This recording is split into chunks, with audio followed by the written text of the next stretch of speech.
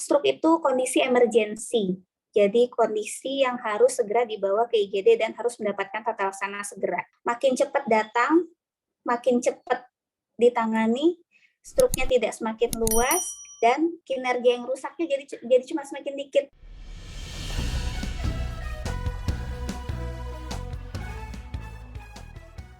Salam perspektif baru untuk Anda, pemirsa acara ini di media sosial YouTube dengan nama akun Perspektif Wimar TV. Saat ini, Anda kembali mengikuti acara favorit kita semua, wawancara khusus perspektif baru, tentu saja sama host favorit Anda, saya Hayat Mansur. Sahabat perspektif baru, sebagai manusia, kita menginginkan anggota tubuh kita selalu sehat hingga masa tua. Namun, seringkali serangan suatu penyakit membuat salah satu anggota tubuh kita mengalami disabilitas.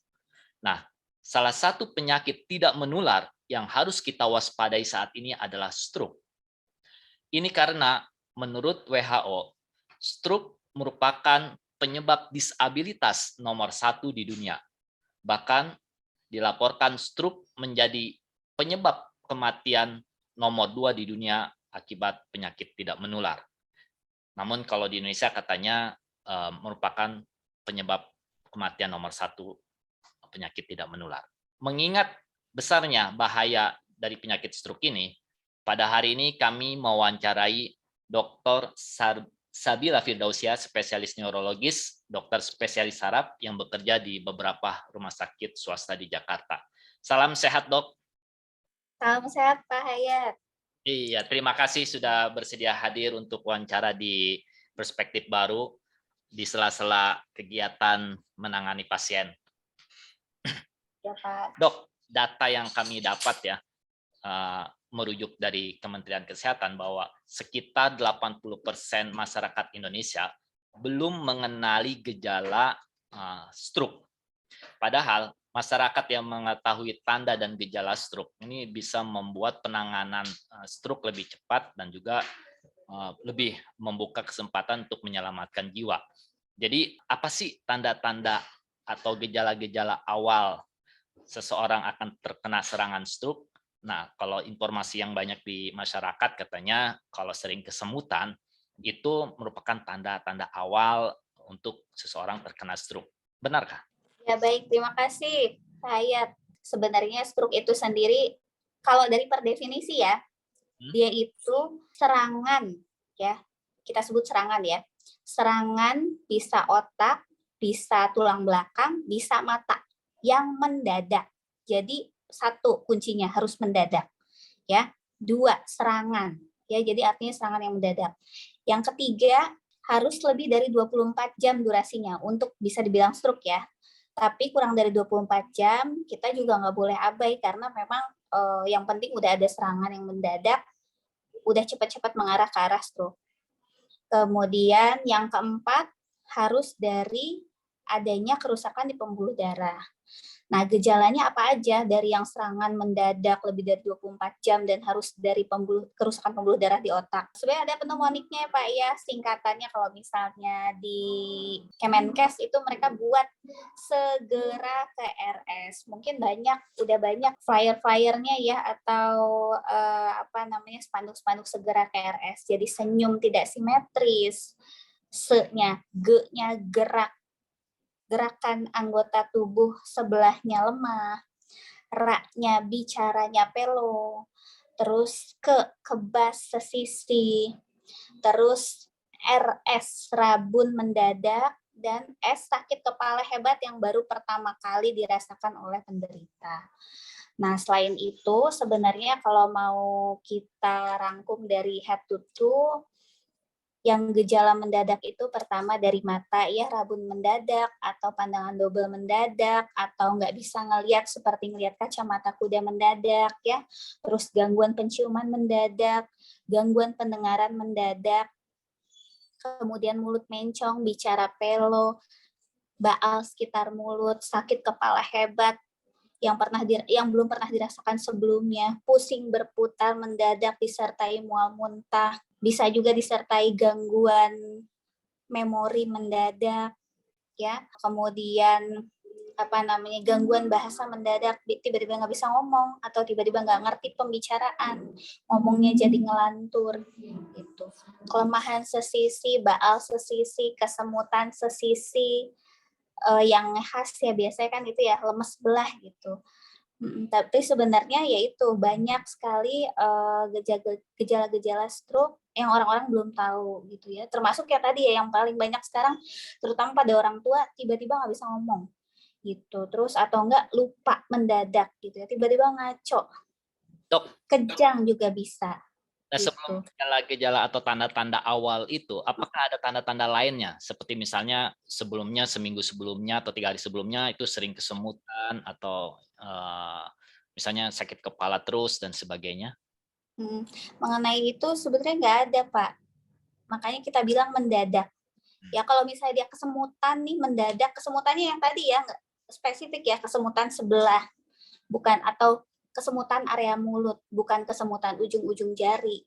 Ya, kalau misalnya kesemutannya sebelah, beberapa hari yang lalu ada nih gitu ya, terus hilang, terus muncul lagi, ya itu berarti stroke. Ya, intinya yang mendadak berarti kemarin itu stroke, tapi alhamdulillah mungkin perbaikan, besoknya seperti itu lagi ya berarti stroke juga. Oke, dok. Seperti kita ketahui semua bahwa pencegahan lebih baik daripada mengobati. Nah, salah satu upaya pencegahan penyakit stroke ini tentu saja kita harus mengenali faktor-faktor risiko seseorang terkena stroke. Nah, apa saja faktor risiko tersebut, dok? Jadi sebenarnya untuk faktor resiko stroke sendiri ada 2 ya. Yang pertama yang bisa dimodifikasi, yang kedua yang tidak bisa dimodifikasi. Artinya ya udah kita ada faktor resiko yang sudah ada di kita, jadi kita harus mencegah dengan cara memperbaiki yang bisa dimodifikasi. Yang pertama apa aja sih yang tidak bisa dimodifikasi? Pertama genetik. Ya, genetik artinya kalau misalnya ada orang tua, keluarga, sepupu, om, tante, paman, bibi, atau enggak kakek, nenek yang ada riwayat stroke, atau teman-temannya itu seperti gula darah tinggi, jantung, itu hati-hati karena kita udah punya bakat nih ya, bakat untuk kejadian stroke. Keturunan ya, dok? Bukan keturunan sih, jadi lebih beresiko. Itu lebih beresiko. Kemudian yang kedua usia, semakin bertambahnya usia tentunya metabolisme badan juga makin jelek ya Pak ya, nggak seperti waktu muda. Jadi ya itu juga lebih beresiko. Yang ketiga jenis kelamin. Kalau jenis kelamin sebenarnya laki-laki katanya itu lebih banyak daripada perempuan. Tapi semakin ke sini makin bergeser, perempuan juga banyak. Jadi hati-hati sekarang perempuan dan laki-laki hampir sama. Itu. Terus kemudian yang keempat ras. Ini penelitiannya di luar negeri ya. Kalau katanya sih kalau ras kulit hitam itu lebih beresiko dibandingkan ras kulit putih. Nah kalau udah ada 4 bakat ini ya hati-hati ya, berarti kita udah benar-benar harus ngejaga yang bisa kita modifikasi. Nah kemudian yang kedua nih apa aja nih faktor risiko yang bisa dimodifikasi? Yang pertama darah tinggi ya, paling banyak itu adalah darah tinggi. Darah tinggi ini silent killer ya, kadang-kadang ada yang naik dikit juga sakit kepala, ada juga yang udah tinggi nggak berasa apa-apa ya. Makanya itu kita harus waspada ya. Waspada tuh artinya cek secara berkala. Kalau perlu, kalau bisa semakin bertambah usia, per 6 bulan sekali atau per 3 bulan sekali kita cek tensi, ya kemudian ya medical check up ya per 6 bulan atau per setahun sekali untuk mengetahui faktor risiko pada kita ada atau enggak yang bisa dimodifikasi. Kemudian setelah hipertensi ada gula juga ya, apalagi yang dengan riwayat keluarga dengan diabetes mellitus atau gula, itu juga harus lebih sering ya diceknya. Itu yang ketiga rokok ya, rokok itu juga ya rokok itu merusak banget, merusak semua termasuk ke pembuluh darah.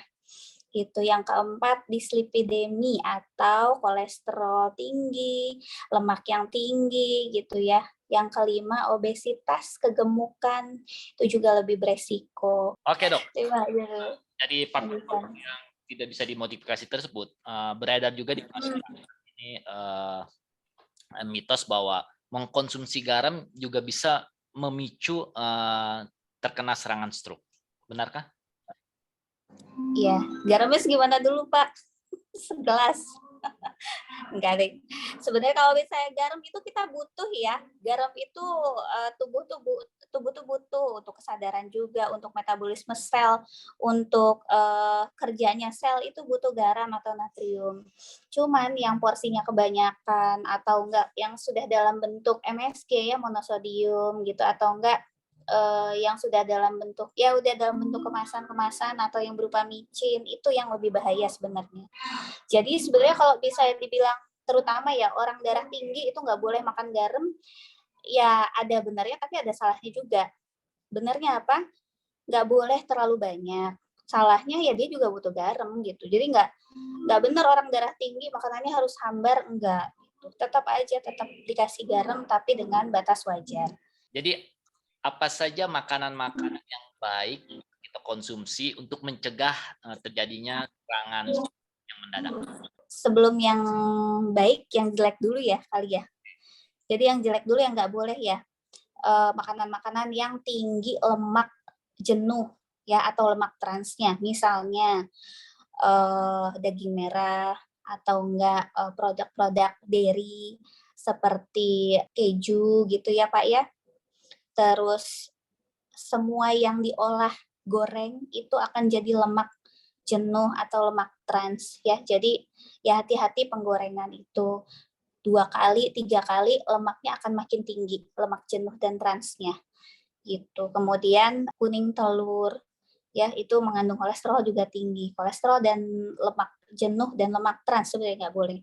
Kemudian yang mengandung kolesterol tinggi juga ada santan yang diolah, kemudian jeroan-jeroan ya, kemudian kulit ya, kulit gaji, terus makanan-makanan laut ya seperti udang, cumi, kepiting, kerang yang seperti itu yang benar-benar high kolesterol itu nggak boleh. Ya dok ya. Jadi makanan yang baik untuk mencegah serangan stroke mendadak itu apa dok? Ya, makanan yang baik selain itu. Jadi buah sayur itu baik. Semua sayuran, termasuk sayuran hijau. Ya, iya betul. Semua sayuran, semua buah prinsipnya baik. Ya, termasuk durian kan kadang-kadang durian kolesterol gitu, alpukat gitu. Ya kalau dalam jumlah tinggi ya, tapi kalau misalnya untuk dalam jumlah sedikit itu alpukat lemaknya bagus, lemak yang unsaturated. Durian juga ya kalau terlalu banyak memang jadinya saturated fatnya juga dan trans fatnya juga tinggi gitu. Jadi buah sayur sebenarnya aman, ikan nggak apa-apa, daging putih seperti ayam itu sebenarnya nggak apa-apa. Daging kambing pun nggak apa-apa, tingkat kolesterolnya lebih rendah dibandingkan daging merah, daging sapi. Dok, tadi kan dikatakan bahwa stroke ini merupakan serangan yang mendadak gitu kan, lebih dari 24 jam. Nah, ketika seseorang terkena serangan stroke, apa yang harus kita lakukan melihat saudara kita atau teman kita terkena serangan stroke?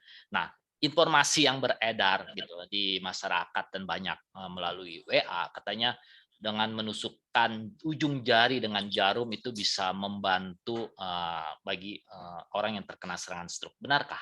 Itu mitos ya Pak ya. Mitos. Intinya, jadi sebenarnya kan yang kena tuh di sini ya di otak ya. Stroke yang paling umum kan memang di kepala ya.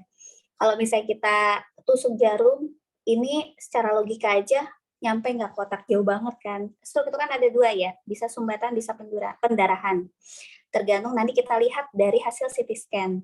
Ya, dari klinis apakah bisa, dari gejala apakah bisa, tergantung. Kalau berat bisa kita lebih mengarah ke pendarahan. Tapi kalau ringan belum tentu. Jadi kita tetap harus CT scan untuk mendiagnosis. Nah, jadi kalau serangannya di sini, istilahnya ditusuk di jari, kan nggak ada pengaruhnya istilahnya mah ya Pak ya, gitu logikanya juga nggak ada. Malah yang ada ya kalau misalnya jarumnya berkuman atau berkarat gitu, jadi malah infeksi, malah nambah penyakit lagi. Apalagi kalau dia pasiennya gula, cepet banget nanti lukanya menyebar seperti itu. Jadi itu adalah mitos. Nah, jadi apa sih yang harus kita lakukan ya? Yang pertama, langsung begitu ada keluhan seperti itu langsung dibawa ke rumah sakit. Karena stroke itu kondisi emergensi. Jadi kondisi yang harus segera dibawa ke IGD dan harus mendapatkan tata laksana segera. Kenapa? karena golden period, jadi brain is time. Jadi kalau golden period bisa diatasi dengan baik, insya Allah biasanya dia perbaikan gitu. Golden period itu berapa jam sih gitu? Ada yang bilang 4 jam, ada yang bilang 6 jam. Jadi amannya di bawah 4 jam, sejam ya sama siap-siap kan biasanya di rumah riuh siap-siap gitu langsung ke rumah sakit sejam, dalam waktu sejam itu harus tiba di rumah sakit terdekat. Kalau bisa di rumah sakit dengan ada fasilitas CT scan-nya agar mempermudah untuk diagnostik seperti itu. Tapi kalau misalnya yang dekatnya saya jauh gitu butuh waktu 2 atau 3 jam ke rumah sakit besar apalagi yang di pelosok-pelosok ya udah mau gimana lagi gitu. Ya nggak apa-apa ke rumah sakit yang terdekat. Tapi kalau misalnya di Jakarta kayaknya udah banyak ya Jakarta dan sekitarnya, jadi langsung aja ke fasilitas yang ada CT scan. Apakah harus ada rumah sakit yang ada dokter spesialis sarafnya? Apakah dokter umum juga bisa mengatasi serangan stroke ini? Biasanya yang ada fasilitas CT scan-nya pasti ada dokter sarafnya, Pak. Dan memang yang harus dokter spesialis sarafnya standby di situ. Seperti itu. Nantinya gimana di rumah sakit? Yang pertama pasti kita stabilisasi dulu ya, kita lihat keadaan umum pasien. Kan ya kita cek dulu tensinya, nadinya, nafasnya, saturasinya bagus atau enggak. Kalau itu bagus, aman, baru kita CT scan, baru kita cek darah, kita nilai derajat stroke-nya.